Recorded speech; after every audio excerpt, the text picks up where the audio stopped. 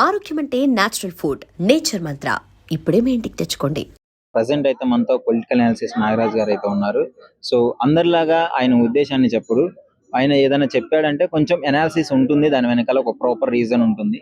So అలాంటిది ఇప్పుడు Jubilee hills లో ఎన్నికలు జరగబోతున్నాయి కదా, బైపోల్ ఎలక్షన్స్. సో అందులో ఎవరు గెలుస్తారు? నవీన్ యాదవ్ గారు 2 సార్లు ఓడిపోయి ఈసారి గెలుపొందాలని చెప్పేసి కసి మీద ఉన్నారు. సో మాగంటి గోపీనాథ్ గారు మరణం తర్వాత వాళ్ళ వైఫ్ కి టికెట్ ఇవ్వడం జరిగింది. సో ఆమె కూడా గెలవాలి అని చెప్పేసి మంచి ప్రచారాలు కూడా చేయడం జరుగుతుంది. అసలు ఎవరు గెలిచే అవకాశం ఉంది ఏం అడిగి తెలుసుకున్నాం ఒకసారి. Hi sir. Hi sir.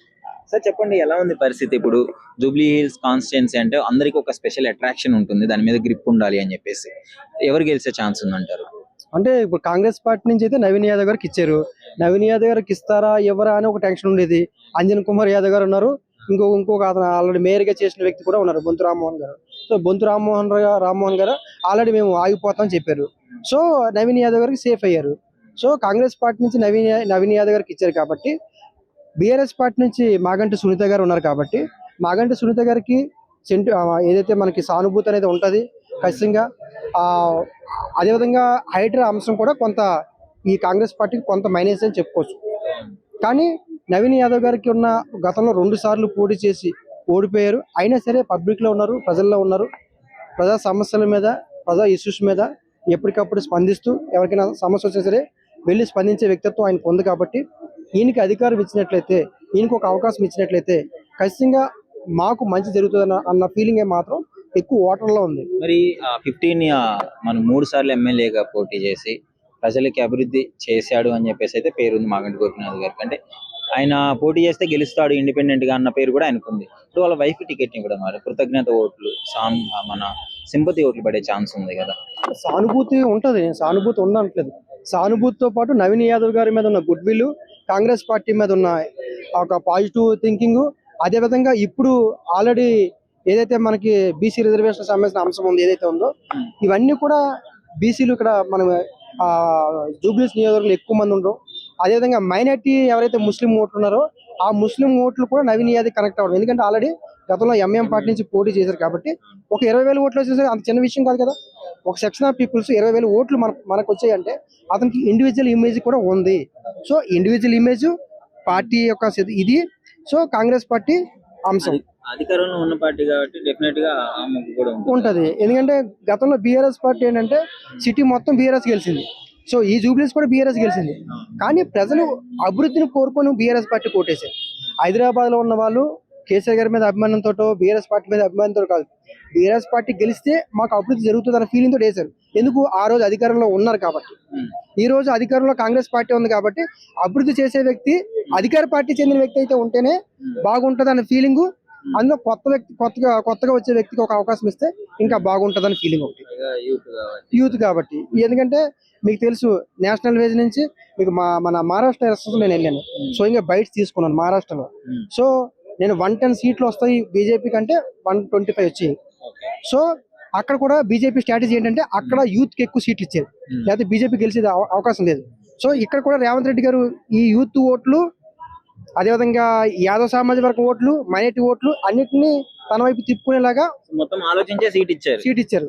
ఆలోచించడమే, seat confirm చేయడమే ఆ యొక్క ఒక స్ట్రాటజీ ప్రకారం ఇచ్చారు. సో పూర్తిగా పాజిటివ్ అన్ని అంశాలు నవీన్ యాదవ్ గారికి అనుకూలంగా మారే అవకాశం ఉంది. ఈ ఎలక్షన్ లో బీజేపీ ఎంత వరకు పోటీ ఇచ్చే అవకాశం ఉందంటారు? ముఖ్యంగా అసలు క్యాండిడేట్ ఎవరో కూడా అర్థం కావట్లేదు. ఇది ఒక స్ట్రాటజీ అయితే ఉంది. ఇప్పుడు బీజేపీ ఎంఐఎం పార్టీ అనేది కాంగ్రెస్ పోటీ చేయట్లేదు, చేసే అవకాశాలు లేవు నాకు తెలిసి. ఇప్పుడు ఎంఐఎం పార్టీ పోటీ చేయట్లేదు కాబట్టి కాంగ్రెస్ పార్టీకి ఫేవరబుల్ అవుతుంది. మైనారిటీ ఓట్ బ్యాంక్ మొత్తం కూడా కాంగ్రెస్ పార్టీకి వస్తుంది. ఇప్పుడు బీజేపీ పార్టీ పోటీ చేయకపోతే బీజేపీ ఓటింగ్ అంతా కూడా బీఆర్ఎస్కి వెళ్ళే అవకాశం ఉంది. అప్పుడు మనం అనుకున్నట్టు కాంగ్రెస్ పార్టీకి అంటే నవీన్ యాదవ్ గారికి వన్ సైడ్ అయ్యే అవకాశం ఉండదు. బీజేపీ ఆగిపోయినా, బీజేపీ పోటీ చేయకపోయినా, బీజేపీ బీఆర్ఎస్ 2 కలిసి పోటీ చేసినా ఈ వన్ సైడ్ అనేది జరిగే అవకాశాలు ఉండవు. సో ఓటింగ్ అనేది మారిపోతుంది, టఫ్ అయిపోద్ది, క్రిటికల్ అయిపోద్ది. మేము కూడా చెప్పలేని స్టేజ్లో ఉండొచ్చు. ఎందుకంటే బీజేపీకి ఒక పార్టీకి 35% ఓటింగ్ ఉంది, ఒకదానికి 15% ఓట్ బ్యాంక్ ఉంది. ఆ లెక్కలు అంటే ఏ పార్టీకి ఎంత గ్రాఫ్ ఉందో పర్సెంటేజ్ ప్రకారం లెక్కేస్తే బీజేపీ కనుక బీఆర్ఎస్ పార్టీ మద్దతు ఇచ్చినట్లయితే మాత్రం ఈ ఎలక్షన్స్ పూర్తిగా టఫ్ అయిపోతాయి. కాంగ్రెస్ లో ముఖ్యంగా తీసుకుంటుంటే నాకు ఫస్ట్ నుంచి డౌట్ వర్గపోరు కొంచెం ఉంటుంది. అంటే ఒక సీట్ సీఎం సీట్ అయినా కావచ్చు, ఎమ్మెల్యే సీట్ అయినా కావచ్చు, సీట్ కన్ఫర్మ్ చేయడానికి కూడా ఒక కొంచెం వార్ అయితే నడుస్తుంటుంది. ఇప్పుడు మరి ఆ సీట్ ఇవ్వకుండా ఉన్న వాళ్ళు వాళ్ళ వర్గం ఓటేయకుండా ఉండే ఛాన్స్ ఉందంటారు. ఎక్కడ మన కాంగ్రెస్ లో ఇప్పుడు అంజన్ కుమార్ యాదవ్ గారు కూడా యాదవ్ సామాజిక వర్గం, నవీన్ యాదవ్ గారు కూడా ఒకటే సామాజిక. సో ఒకటే సామాజిక వర్గంలో పోరు అనేది ఉంది. అందులోనూ ఒకటే సామాజిక వర్గం సంబంధించిన సామాజిక వర్గం ఒకటే, పార్టీ ఒకటే. సో ఆయన కొంత దూరం అయినా సరే చాలా కాలం అయింది. సికింద్రాబాద్ ఎంపీకి అంజన్ కుమార్ యాదవ్ గారు చేసి చాలా కాలం అయింది. ఇప్పుడు యూత్కి ఇవ్వాలి, స్థానికంగా ఉన్న వాళ్ళకి ఇవ్వాలి, అందుబాటులో ఉన్న వాళ్ళకి ఇవ్వాలి అనేది కేవలం నవీన్ యాదవ్ గారు ఈ ఎలక్షన్ లో పోటీ చేస్తే మీరు చెప్పినట్టు అది డివైడ్ అవుతుంది. సో ఆయన ఆల్రెడీ 2 ఎలక్షన్లో పోటీ చేశారు. అంజన్ కుమార్ యాదవ్ గారు 2 ఎలక్షన్లు మన జూబ్లీస్ లో పోటీ చేయలేదు కదా. సో ఇప్పుడు ఆ అంశాన్ని అంత సీరియస్ గా తీసుకోరు. సో ఒకవేళ దీన్ని పర్టికులర్ గా ఈ ఎలక్షన్ కోసం దించినట్లయితే మేబీ ఇలాంటి వర్గపోరు అయితే జరిగే అవకాశం ఉండదు అంటారు. అంటే ఇప్పుడు ఓన్లీ ఈ ఎలక్షన్స్ కోసమే తీసుకొచ్చారు అంజన్ కుమార్ యాదవ్ గారిని. ఇప్పుడు నవీన్ యాదవ్ గారు ఆల్రెడీ 2 సార్లు పోటీ చేశారు. సో ఈ గతంలో కూడా ఆయన వచ్చి ఉంటే మీరు అన్నట్టు గతంలో కూడా ఆయన ఇదే జూబ్లీస్ నియోజకవర్గంలో ఉండి ఇదే రకంగా నవీన్ కుమార్ యాదవ్ లాగే వేరే పార్టీ నుంచి పోటీ చేసి ఓడిపోయి లేదా ఆగిపోయో ఉంటే ఖచ్చితంగా మీరు అన్నట్టు ఓట్లు చీలిపోతాయి. కానీ ఆయన కేవలం ఈ ఎలక్షన్స్ మాత్రమే జూబ్లీస్ నియోజకవర్గం రావడం జరిగింది. గతంలో ఆయన సికింద్రాబాద్ ఎంపీ అనేది జూబ్లీస్ నియోజకవర్గంలో ఉంది కాబట్టి అప్పుడు ఆయన పడ్డ ఓట్లు వేరు, అప్పుడు సిచ్యువేషన్ వేరు. సో కొంత ఆయన దగ్గర బంధువులు దూరం అయితే అయి ఉండొచ్చు. కానీ ఇక్కడ పార్టీని గెలిపించాలనే అంశం కూడా ఉంటుంది. రేవంత్ రెడ్డి గారు వీళ్ళందరినీ కూడా కలుపుకొని తీసుకెళ్తారని నేను అనుకున్నాను. సో ఈసారి నవీన్ గారి 90% గెలిచే అవకాశం ఉంది అని మీ అభిప్రాయం?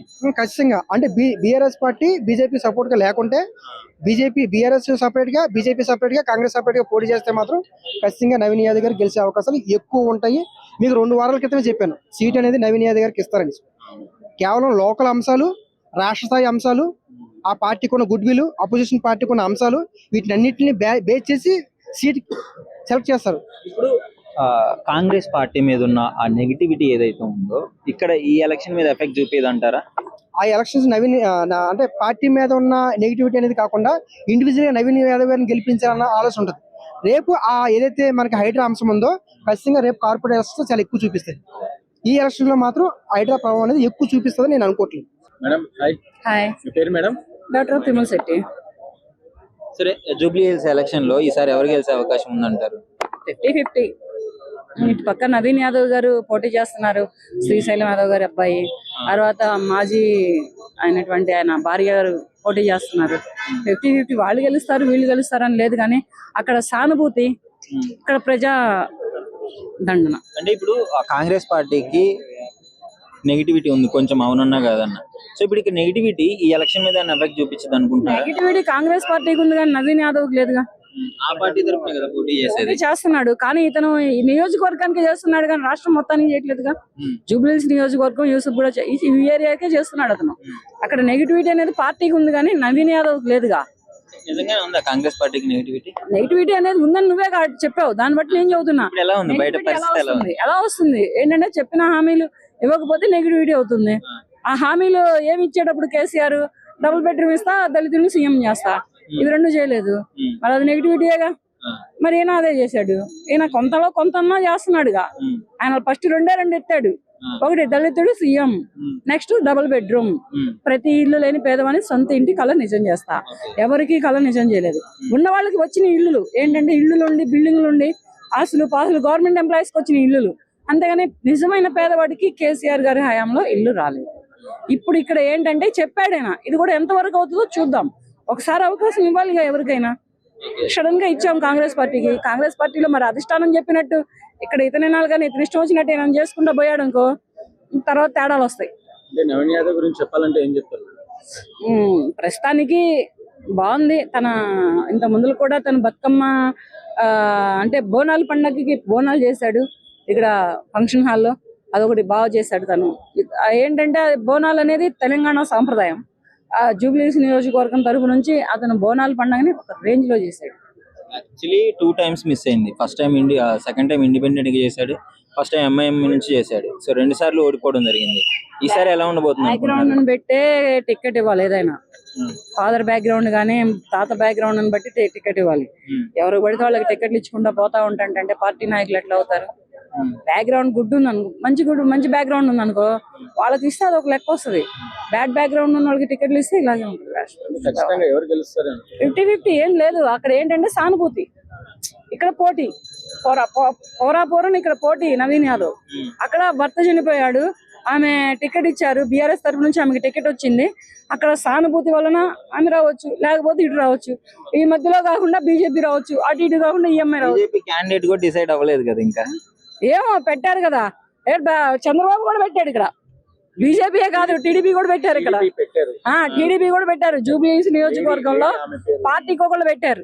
టీడీపీ పెట్టింది, బీజేపీ పెట్టింది, కాంగ్రెస్ పెట్టింది, తర్వాత మన బీఆర్ఎస్ పెట్టింది. ఇలా అంటే ఇండిపెండెంట్ గా వచ్చే వాళ్ళు కూడా ఉన్నారు.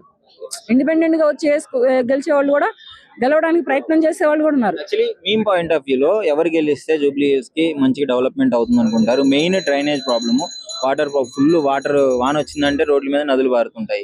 ఇవి ఎవరు ప్రాబ్లం రెక్టిఫై చేయగలరు? వాళ్ళల్లో బళ్ళు కొట్టుకుపోతాయి, మనుషులు కొట్టుకుపోతారు ఆ నదులలో. అది ఎవరైతే చేస్తారో వాళ్ళకే ఓటేసి గెలిపించుకుంటారు ఈసారి ప్రజలు.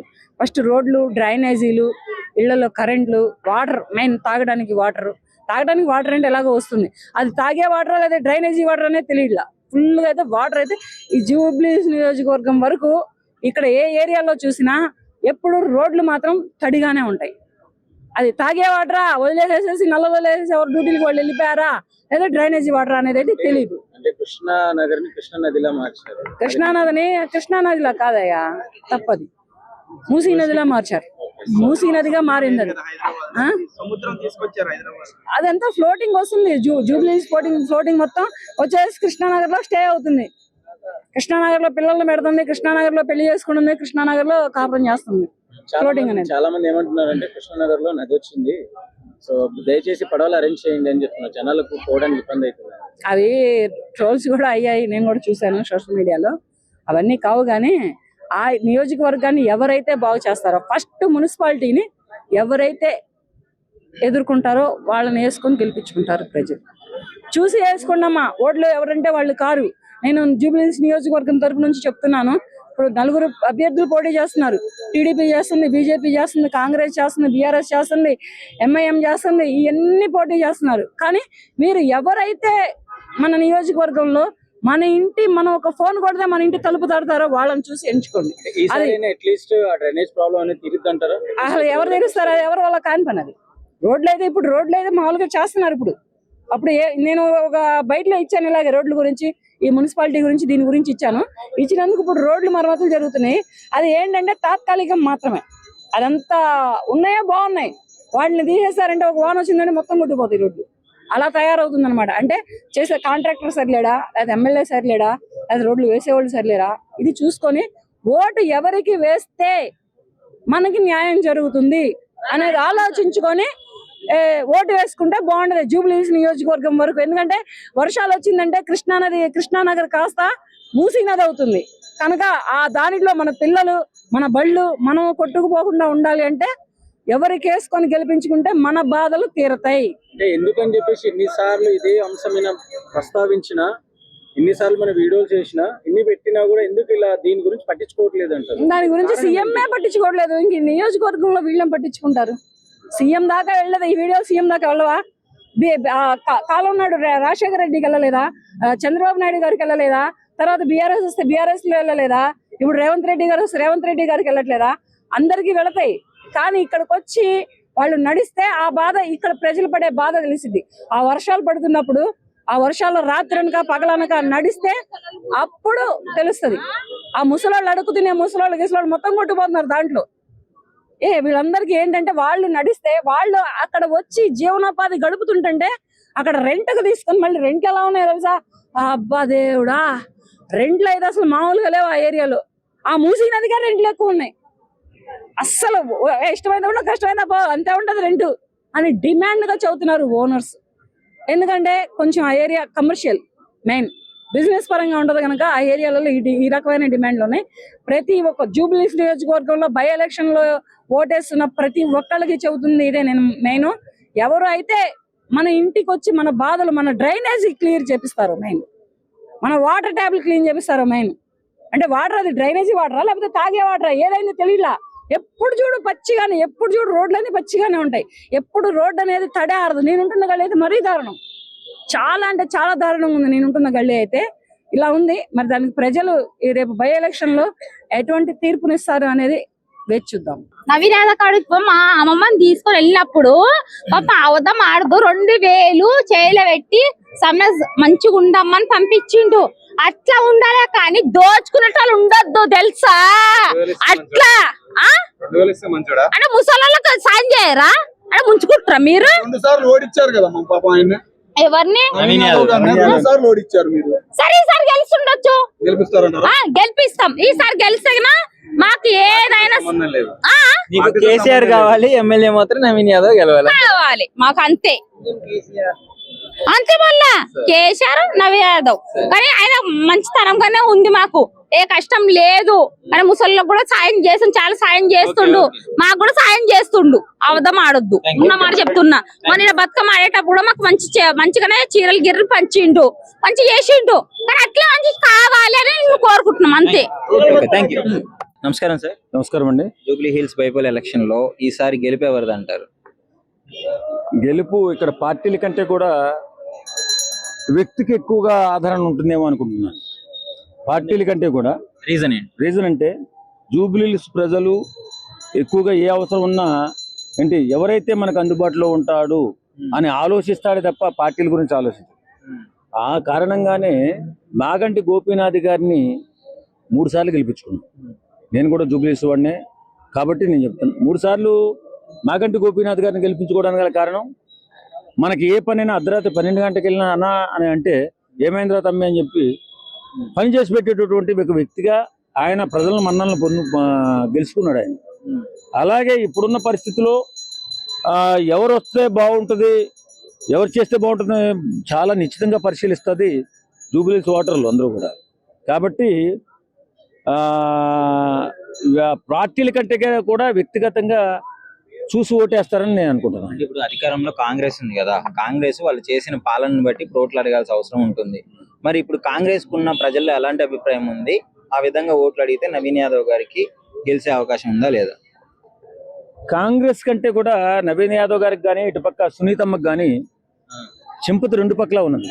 ఎందుకంటే అతను ఒక మంచి నాయకుడు చనిపోవడం ఒకటి, తర్వాత వాళ్ళ కుటుంబం నుంచి వారి భార్యని నిలబెట్టడం ఒకటి సింపతి. అయితే నవీన్ యాదవ్ గారు గత 10-15 సంవత్సరాలుగా ఆయన యుక్త వయసు వచ్చిన కాడి నుంచి కూడా ప్రజా సమస్యలు తీర్చుతూ తిరగడం ఒకటి, అలాగే 2 సార్లు పోటీ చేసి ఓడిపోవడం ఒకటి. యువకుడు, ఫాస్ట్ గా పనిచేసేటటువంటి వ్యక్తి, ఎవరైనా పిలిచి అన్నా నాకు ఈ పని కావాలంటే పరిగెత్తుకుంటూ చేసే వ్యక్తి ఇతను. 2 చాలా టఫ్ గానే ఉన్నాయి. అటు సింపతి ఉంది, ఇటు యువకుడు. ఇంతకుముందు 2 సార్లు పోటీ చేసి ఓడిపోయాడు. ద్రాక్ష జూబ్లీ హిల్స్ కాన్స్టిట్యున్సీ మన నవీన్ అన్నకి 2 సార్లు పోటీ చేసి త్రుటిలో తప్పించుకోవడం జరిగింది.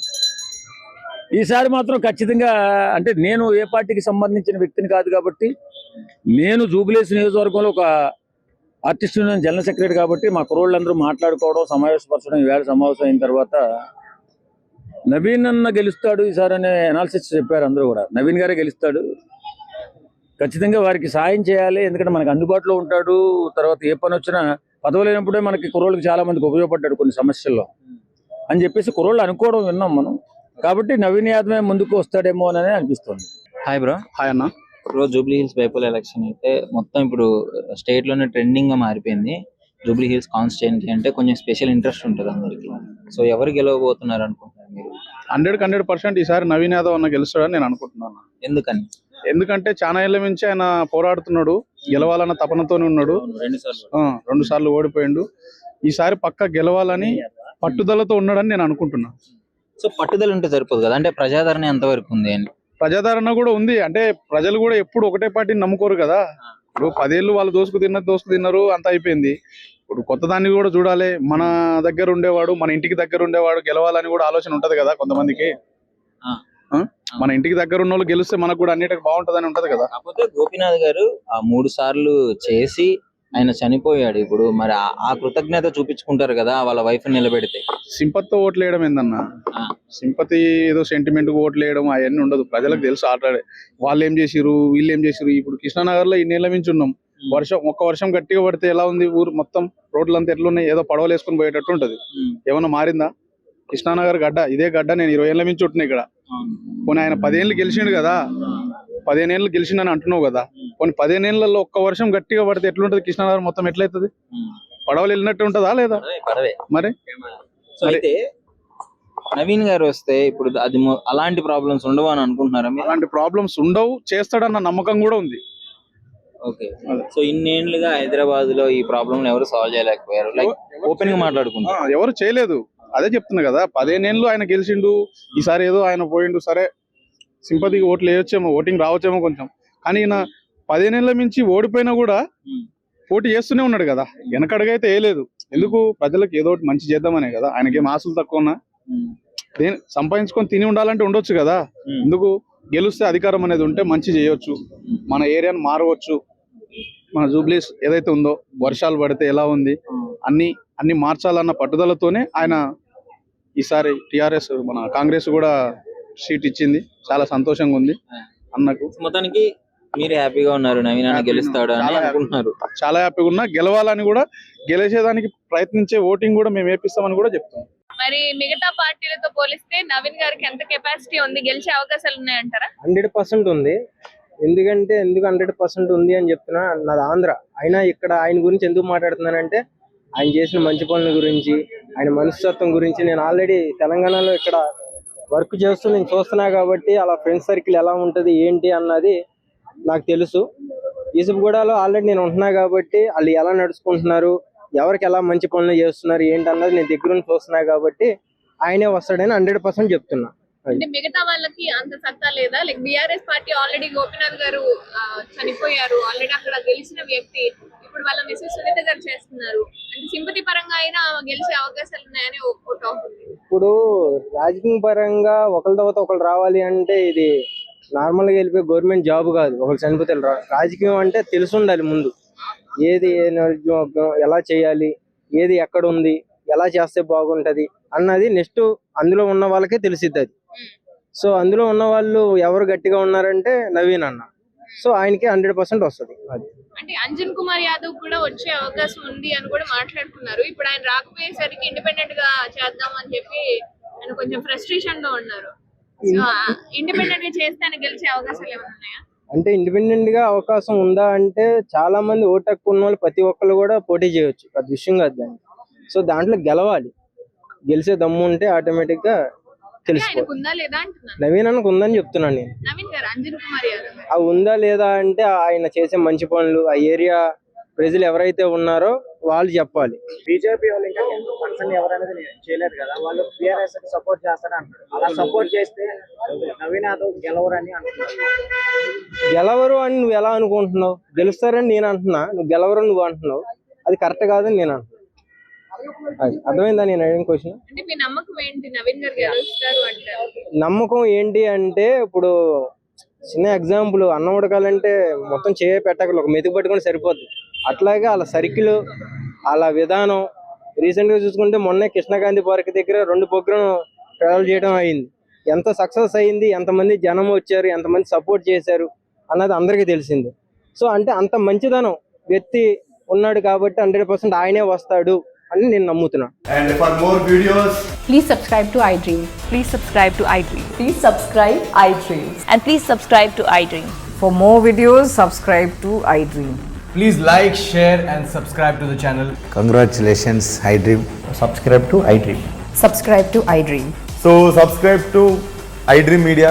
iDream ki iDream team andarki huge congratulations. Please subscribe iDream Media. Please subscribe to iDream. Subscribe iDream. Please subscribe to iDream. iDream అంటే నా కళల ఛానల్ సబ్స్క్రైబ్ చేసుకున్న నోరు తిరుగుతలేదు, మీరైతే గంట గుర్తు కొట్టండి. For more such videos, please subscribe to iDream. Subscribe to iDream. Please subscribe to iDream. Please subscribe iDream Media. Please do subscribe to iDream. Please subscribe to iDream Media. For best entertainment and information, please subscribe iDream. And don't forget to subscribe to iDream.